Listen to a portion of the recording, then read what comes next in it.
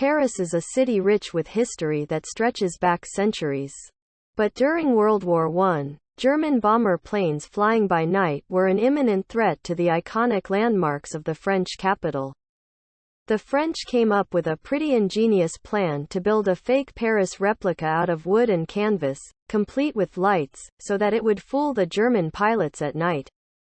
The decoy city would be located just outside the real Paris, and it would be designed to confuse and lure the German pilots away from their true target.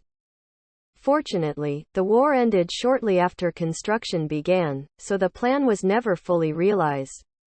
The story of the fake Paris is a reminder of the lengths that people will go to in times of war. It is also a testament to the power of human ingenuity and creativity, even in the face of adversity. Like France, German cities were also terrorized by nighttime air raids. In World War II, one German city called Konstanz, which sits near the border of Switzerland, was able to elude bombardment by refusing to turn out the lights after dark.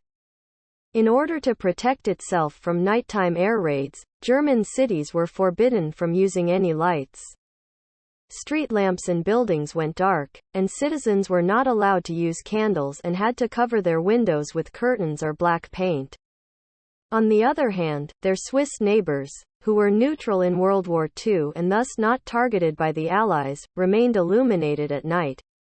By keeping their lights on, Konstanz was able to fool the Allied forces into thinking they were part of Switzerland and managed to make it through the war mostly unscathed.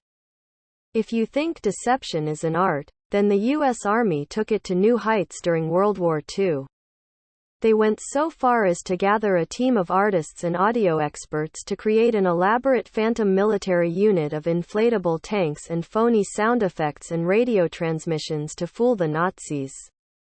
The 23rd Headquarters Special Troops, also known as the Ghost Army, was made up of around 1,100 soldiers who were tasked with creating lifelike dummy tanks, trucks, and artillery. They also played recorded sounds of battle to make it seem like there were more troops than there actually were. The bluff created a distraction that tied up enemy resources and preoccupied them with a military presence that wasn't really there while the real army maneuvered elsewhere.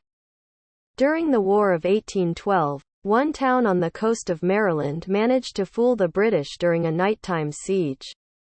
St. Michael's was a shipbuilding town targeted by British forces approaching via the Miles River.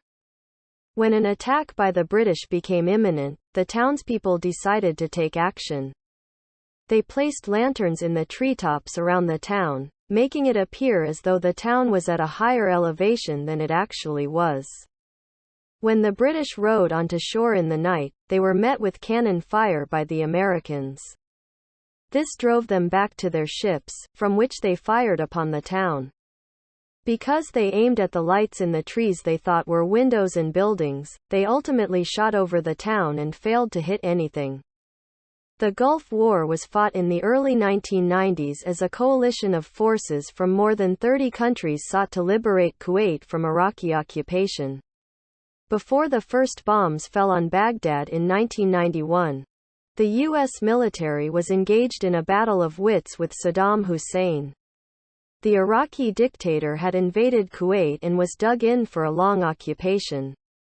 In order to drive him out, the U.S.-led coalition needed to mount a surprise attack. But how could they keep Saddam guessing about their plans? The answer was Forward Operating Base Weasel, a secret military base set up for the purpose of deceiving the Iraqi leader.